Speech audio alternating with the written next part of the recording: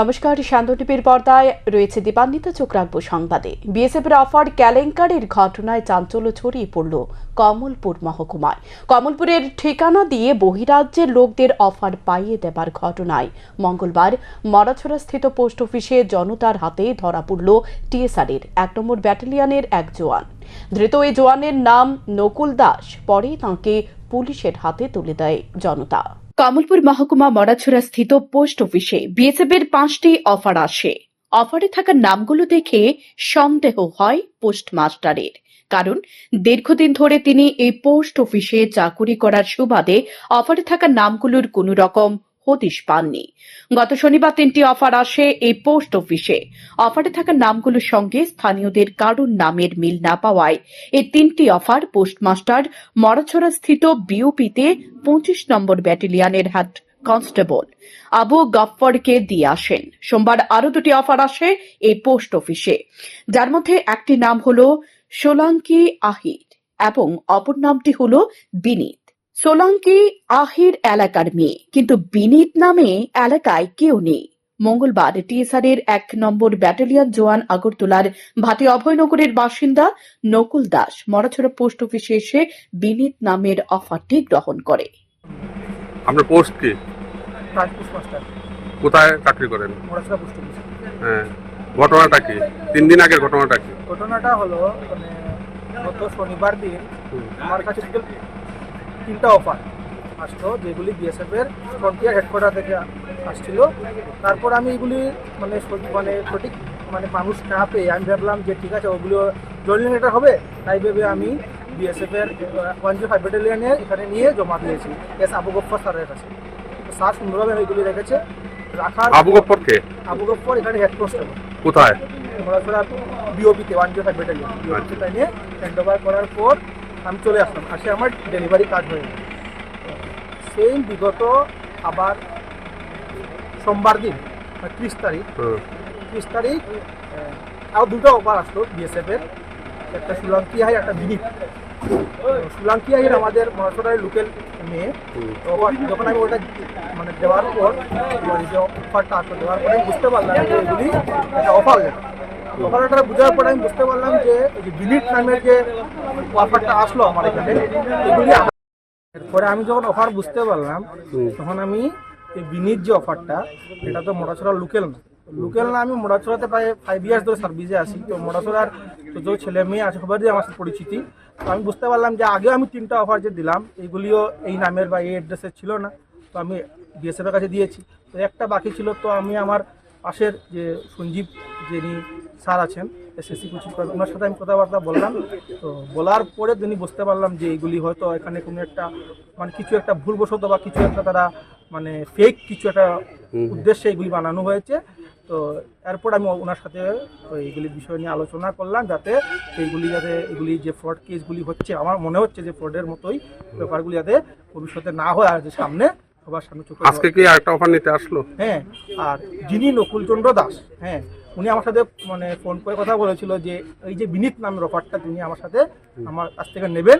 তো আমরা ওই মাফিকই ওনাকে অফিসের মধ্যে নিয়ে এসে আজকে হাতে নাতে। এ ঘটনায় জানাজানি হতে এলাকায় মানুষ তাঁকে আটক করে উত্তম মধ্যম দেয়। সাধারণ জনতার কেলানি খেয়ে সে জানায় মরাছড়ার ঠিকানায় বহিরাজ্যের যুবকদের নামে আসে এই অফারগুলো। অ্যাকচুয়ালি গত 28 ডিসেম্বরে আমরা মরাছড়া পোস্ট অফিসে 3টা অফার আসে। একজন হলো তেজভীর সিং, অঙ্কিত কুমার এবং হরদেব। এই 3 জনের অফারের মধ্যে দেখা গেছে যেই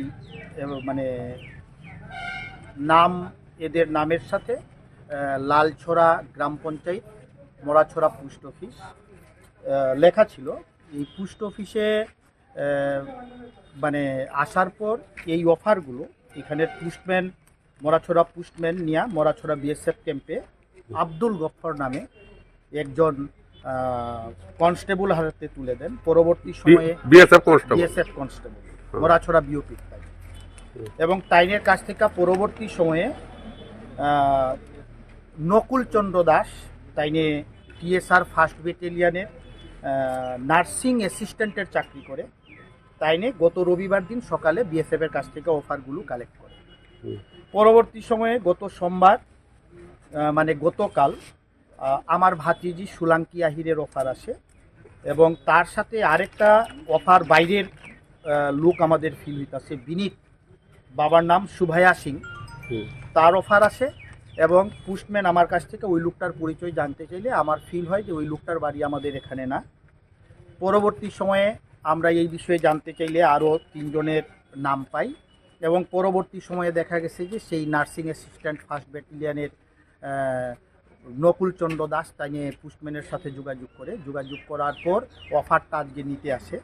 আমরা এই জিনিসটা সোমবার দিন জানার পরই সোমবার দিন বিকালবেলা আমরা কমলপুর থানা এসডিপিও এবং এসডিএমের সাথে যোগাযোগ করার পর ওই লোকটা যা আজকে যখন অফার নিতে আসে ওই লোকটারে আমরা পুলিশের হাতে তুলে দেই। তার কাছে গত রবিবার দিন যে সেই 3টা অফার সে কালেক্ট করছিল সেই অফারগুলো প্রত্যেকটা সে আলাদা আলাদা খামে মানে প্যাকেট করা ছিল। প্যাকেট করার পর সে আগরতলা আসাম রাইফেল ক্যাম্পে চাকরি করে, নামটা কি জানি, উমেশ চন্দ্র নামে একজন লোকের হাতে মানে তাইনের হ্যান্ড ওভার করার জন্য প্রিপারেশন নিছিল।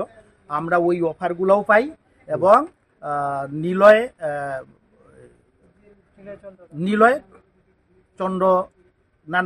চন্দ্র তাই নিয়ে আমাদের এই বিষয়ে একটু কোঅপারেশন করে পরবর্তী নিলয় চন্দ্র পোস্টম্যান মরাছড়া পোস্ট অফিসের পোস্টম্যান, ওনার কোঅপারেশনের সাহায্যেই আমরা এই জিনিসগুলো নিয়ে আমরা ওই টিএসআরের যে জওয়ান ছিলেন নার্সিং অ্যাসিস্ট্যান্ট 1st ব্যাটালিয়নের ওনার সহ আমরা কমলপুর পিএসের হাতে তুলে দেই এবং দেখা গেছে যে বাইরের রাজ্যগুলোর এসএসসির যে স্টাফ সিলেকশনের যেই কোটা থাকে সেই কোটাতে মেরিট অনেকটা হাই যায় এবং দেখা গেছে ত্রিপুরার মেরিটের ক্ষেত্রে নম্বর একটু কম পাইলেই চলে। এই ধরনের কিছু মানুষ প্রতি বছর সেই ত্রিপুরার বিভিন্ন কাগজপত্র ভূ কাগজপত্র বাইর করার পর এরা এখান থেকে চাকরি নিতে যাইতাছে। আমরা এই বিষয়ে তিনটা অফার যে দেখলেন, বাইরের নাম কিন্তু লোকেশন কি ত্রিপুরার? না, অ্যাকচুয়ালি এরা যেই আমার গ্রাম পঞ্চায়েতের ঠিকানা এটা পোস্ট অফিস, এই নামের কোনো লোক মানে এইখানে থাকে না, এদের কোনো বাড়িঘরও নাই, এদের আমরা কোনোদিন দেখছিও না, এদের কেউ চেনেও না, কিন্তু তাদের নামে অফার তৈরি হয়ে গেছে। তাদের নামে অফার তৈরি হয়েছে এবং আমাদের পোস্ট অফিসে আইছে। আমরা চাই যে এই ঘটনার সঠিক তদন্ত হোক, আমাদের যারা এসএসসি যারা বেকার ছেলে মেয়েরা আছে আর তাদের যাতে কর্মসংস্থানের সঠিক সুযোগ সুবিধা হোক। এরপর স্থানীয় জনতা এই অফার কেলেঙ্কারির নায়ক নকুল দাসকে তুলে দেয় পুলিশের হাতে। পুলিশ তাঁকে আটক করে কমলপুর থানায় নিয়ে আসে। তার বিরুদ্ধে একটি মামলা গ্রহণ করে তদন্ত শুরু করে পুলিশ।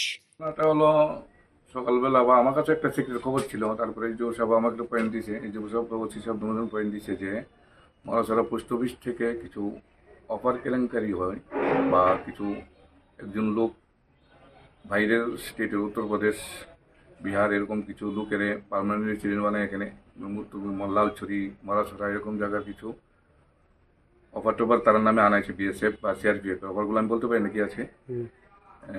তারপর ওই ছেলেটার বাড়ির নাম হয়েছে নকুল চন্দ্র দাস, বাড়ি বাটি অভয়নগর।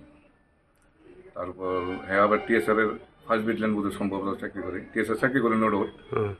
তো হ্যাঁ আজকে অফারগুলো নিতে হয়েছে, কিন্তু লাল ছুরির অফার আগরতলা বাটির মহানগর। আজকে এই মরাছড়া কিভাবে তাকে ধরলেন? মরাছড়া ধরছি বলতে যখন অফার নিতে পোস্ট অফিসে এসেছিল তখন পাবলিক একে রাজ্যের বেকাররা যখন চাকুরির জন্য হন্যে হয়ে জনপ্রতিনিধিদের দুয়ারে দুয়ারে ঘুরছে, সরকারি বিজ্ঞাপন দেখলে ইন্টারভিউ দেওয়ার জন্য ঝাঁপিয়ে পড়েছে, তাদের কপালে লাথি মারার জন্য নকুল দাসের মতো লোকেরা যত্র তত্র ঘুরে বেড়াচ্ছে ভাইরাস ব্যাকটেরিয়ার মতো।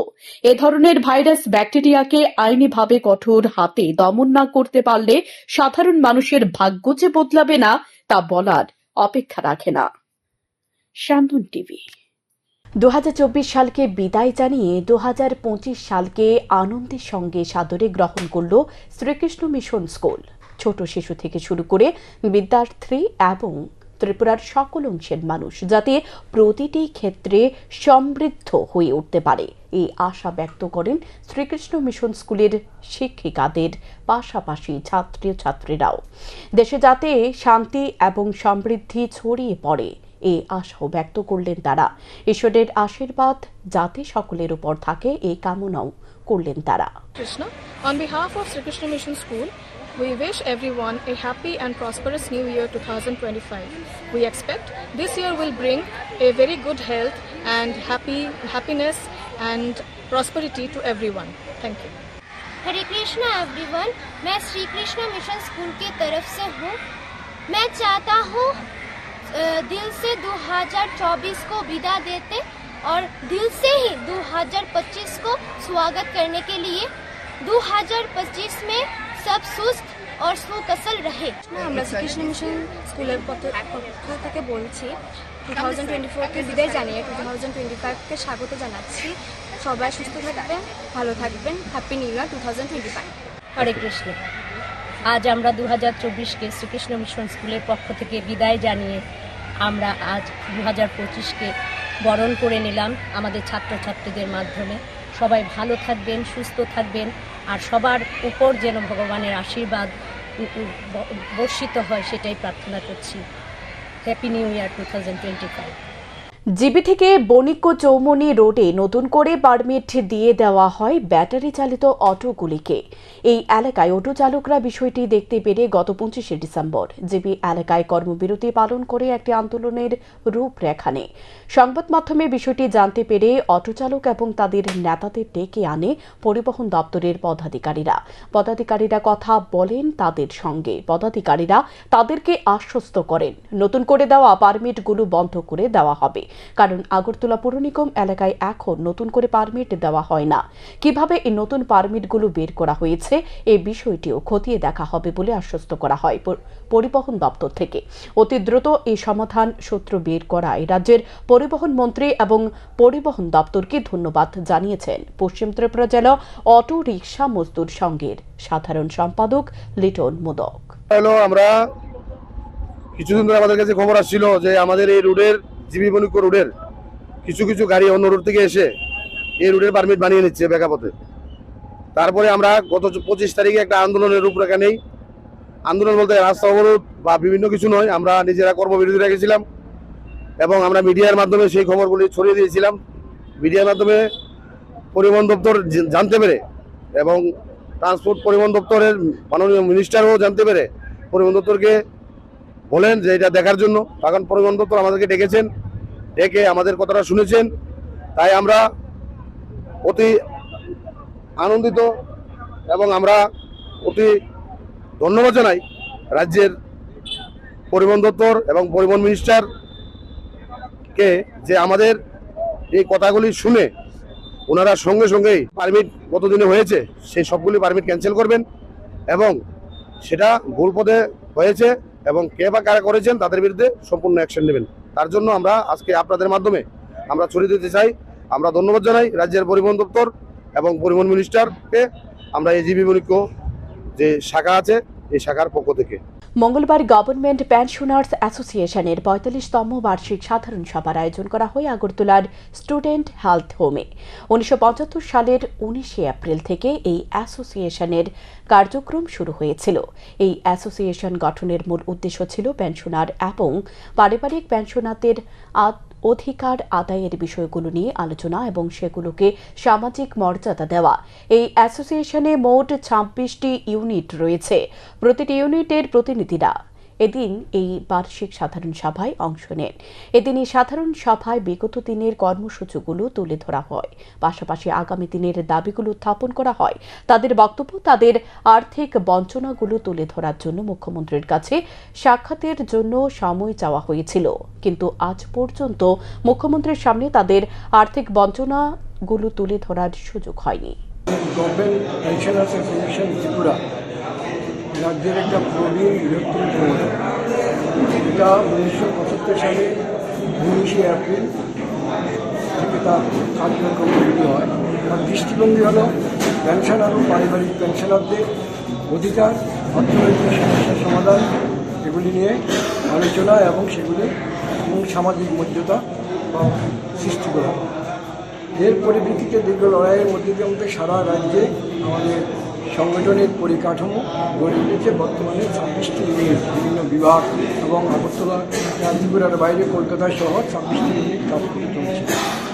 তো এই 26টি ইউনিটের তরফ থেকে আমাদের যে প্রতিনিধিরা তারা আজকে এই 45তম বার্ষিক সাধারণ সভায় মিলিত হয়েছেন এবং এই 45তম বার্ষিক সাধারণ সভায় আমরা আমাদের সদস্যদের কাছে আমরা বিগত বছরে যে সমস্ত কর্মসূচি পালন করেছি, যে সমস্ত এই জোনগুলোর প্রতিনিধিরা এখানে উপস্থিত হয়েছেন। এখন পর্যন্ত রিপোর্টের 232 জন, আমাদের টার্গেট হচ্ছে 236 জন প্রতিনিধি। আমরা এখানে বিভিন্ন দাবি নিয়ে আলোচনা করবো। আমাদের যে দাবিগুলো আছে সেই প্রস্তাব আমরা এখানে উত্থাপন করেছি, সে দাবি গৃহীত হবে। আমরা কিছু সাংগঠনিক প্রস্তাব নেব, কিছু আন্দোলনের কর্মসূচি নেব। এছাড়াও আমরা ডিজিটাল ভারতের সার্ভারের সমস্যায় কচ্ছপের গতিতে চলছে সোনামুড়া মহকুমা শাসকের কার্যালয়ে সরকারি কাজকর্ম। ক্ষোভ ছড়িয়ে পড়েছে সাধারণ মানুষের মধ্যে। দীর্ঘদিন ধরে সাধারণ নাগরিকদের অভিযোগ ছিল, সোনামুড়া মহকুমা শাসকের কার্যালয়ে বিভিন্ন নথিপত্র করতে আসলে হয়রানির শিকার হতে হয় সাধারণ নাগরিকদের। আটকে আছে প্রায় 10,000-এর কাছাকাছি পিআরটিসি, যার কারণে ক্ষুব্ধ হয়ে উঠেছে সাধারণ নাগরিক। স্থানীয় নাগরিক সমস্যা সম্পর্কে মহকুমা শাসক কতটুকু অবগত, সে বিষয়ে মহকুমা শাসক এম.কে. চাকমার দৃষ্টি আকর্ষণ করা হলে তিনি জানান, সার্ভার সমস্যা থাকায় পিআরটিসি করতে পারছে না, তবে জরুরিকালীন প্রয়োজনে তিনি দ্রুত করে দেওয়ার চেষ্টা করেছেন। পিআরটিসি যেহেতু গুরুত্বপূর্ণ একটি নথিপত্র, তাই সঠিকভাবে না দেখে দেওয়া যায় না। আমি আসছিলাম, আমি আজকে প্রায় 2 মাসের মতন হয়ে গেছে। তো পিআরটিসির কাগজটা এনে জমা দিছি। জমা দেওয়া কইছে যে একদিন আইসি, তো স্যার অসুস্থ ছিল, তো ওই দিন জমা দিয়ে গেছি। ও কইছে যে পরে করে দিব। তারপরে আমি দেখি আবার 4-5 দিন পরে আইসি, তাই স্যার আমার কাগজটা হয়েছে নি। সে স্যার তো জানেন আমি আবার নতুন করে কাগজটা এনে দিছি, আমি করে দিব, যাই গিয়েও এতদিন হয়েছে না এটা। তারপরে আমি আবার কদিন হরে স্যার হয়েছে নি কাগজটা।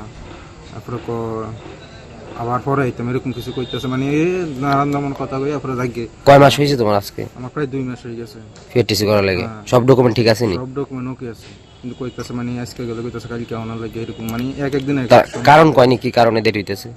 মানে কোনো কিছু কইতেছে না, মানে কই সিরিয়াল বাই সিরিয়াল। আমি তো কইছি আমার টিম মানে দিছি লাগে। কেমন মানুষ এমন মানুষ তো অনেক ভিড়াভিড়ি হয়, মানে এমন সবাই অসুবিধার সম্মুখীন? সবারই তো সমস্যা। একজন কইতেছে 10-12 বার জমা দিয়ে দেয়। তো আমি আজকে আইসি, আজকে অনেক কইতেছে যে আবার বুঝে 25-26 তারিখের পরে আনার লাগে, এরকম কিছু কইতেছে। তোমরা কি চাইতেছো কাজটা নিয়ে? আমি চাইছি যাতে শর্টকাটে কিছু একটা হয় এরকম। পিআরটিসি বেলায় শুধু পিআরটিসি না, আমাদের যে সার্ভিস বিভিন্ন এসসি সার্টিফিকেট, এসটি সার্টিফিকেট রয়েছে, সব সার্টিফিকেটের ক্ষেত্রেই আমাদের এখানে অনলাইন যে নেট আছে বা সার্ভার আছে, সার্ভার কিছুদিন ধরে একটু ডিস্টার্ব করছে। আর আমরা তরফ থেকে যথারীতি আমরা চেষ্টা করছি যাতে আমরা টাইমলি দিতে পারি। কিন্তু আমাদের এখানে পিআরটিসি, স্পেশালি পিআরটিসির ক্ষেত্রে আমাদের এখানে একটু প্রেশারটা বেশি, প্রচুর অ্যাপ্লিকেশন রয়েছে, তো সেইগুলো ডিসপোজ করতে আমাদের একটু সময় লাগছে। এটা ঠিক, আমরা মেনে নিচ্ছি, কিন্তু আমাদের সার্ভারও একটু সমস্যা রয়েছে। বাকি যে সার্টিফিকেটগুলো আছে যেমন এসসি, এসটি, সেগুলোর তুলনামূলক আমরা একদম কুইক। পিআরটিসি অনেক ক্ষেত্রে প্রয়োজন পড়ে ছাত্রদের জন্য, বিভিন্ন ক্ষেত্রে প্রয়োজন, এই জন্য এটা চাহিদা একটু বেশি থাকে। তো এই বিষয়টা আপনারা কত দ্রুত করা সম্ভব কিনা? না, আমরা যেমন যেগুলো ইজি কেস আছে, কিছু এখন আছে, বাবার পিআরটিসি রয়েছে, ডকুমেন্টেশন সব কিছু ঠিকঠাক আছে, সেগুলো আমরা দেরি করি না। সেগুলো যদি আর একটা জিনিস, লং পেন্ডিং থাকার কারণে কেউ যদি আমাদের কাছে অ্যাপ্রোচ করে কোনো ইমার্জেন্সি থাকে, তাহলে আমরা ধীরে ধীরে দেওয়ারও চেষ্টা করি। সেটা আমাদের তরফ থেকে সবসময় একটা সহানুভূতি, যারা স্টুডেন্ট রয়েছেন ওনারা স্টাইপেন্ড এবং বিভিন্ন কাজের চাকরি অফার জমা দেওয়ার ক্ষেত্রে বা অ্যাপ্লাই করার ক্ষেত্রে, সেগুলো আমরা হিউম্যানিটির গ্রাউন্ডে যতটা দ্রুত পারি আমরা চেষ্টা করি দেওয়ার জন্য।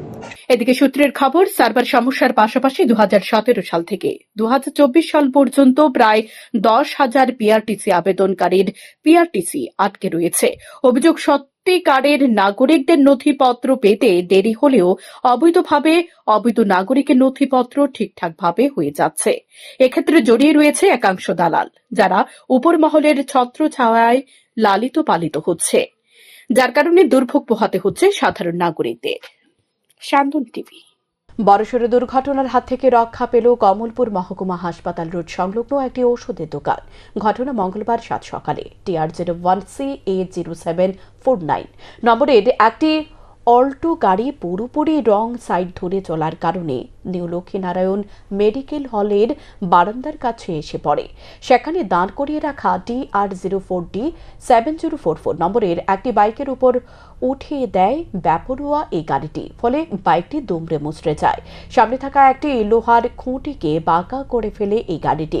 ক্ষতিগ্রস্ত বাইকের মালিক হল লক্ষ্মীনারায়ণ মেডিকেল হলের কর্মচারী কৌশিক দাস। গাড়িটি চালাচ্ছিলেন মেডিকেল রিপ্রেজেন্টেটিভ তারাশঙ্কর আচার্য। পুলিশ ঘটনাস্থলে গিয়ে গাড়ি ও বাইক উদ্ধার করে। গাড়ি ওষুধের রিপ্রেজেন্টেটিভ রাগতপুর থেকে আইছে, সামনে ওষুধের দোকানের সামনে একটা বাইক আসলো। যে বাইকটার মধ্যে ব্যাক গেটে ঘুরাইতে গিয়ে যে রিপ্রেজেন্টেটিভ আইছে, তার গাড়িটা শুরু যায় না, দোকানের সামনে বাইকের উপরে উঠে আছে গাড়িটা। আহত হয়েছে যে গাড়ি চালাইছিল আমার রিপ্রেজেন্টেটিভ, তার হাতে একটু কোনো ব্যথা হয়েছে, সামনে ট্রিটমেন্ট করছে। আর বাইকটা দোকানের সামনে আসলো, বাইকের উপরে গাড়িটা উঠে গেছে। বাইক কি সম্পূর্ণ ভেঙে? বাইক পুরো সম্পূর্ণ পুরো ভেঙে গেছে। সকালে একটা থানা থেকে একটা পয়েন্ট আসছে, থানাতে পয়েন্ট হওয়ার পরে আমরা আইছি, কর্মপতি এসপি কাজটা হওয়ার পরে দেখলাম যে এটা গাড়ির নাম্বার হচ্ছে TR01CA0749 গাড়িটা মানে বেলাইনে হয়েছে ফার্মেসির দোকানের সামনে অলরেডি মানে বাইক দাঁড়ানো আসলো। ওই বাইকের উপরে তার মানে ইয়ে করা হয়েছে, কি থাকো এটার অ্যাক্সিডেন্ট লাইন আউট হয়ে গেছে, দোকানের বারান্দা পর্যন্ত আয় পড়ছে। যাই হোক, ওখানে হ্যাঁ চালক কই আছে? চালক আছে, ট্রেনে প্রাথমিকভাবে একটা চিকিৎসা লইতেছে। কথা কইছে, আমার সাথে কথা হয়েছে। চালকের নাম পাইছে? চালকের নাম পাইছি। নাম কি? চালকের নাম হয়েছে তারাশঙ্কর আচার্য। বাইকের মালিকের নাম? বাইকের মালিকের নাম হয়েছে কৌশিক দাস। এখনকার মতো সংবাদ এ পর্যন্তই। চোখ রাখুন শান্ত টিভির পর্দায়।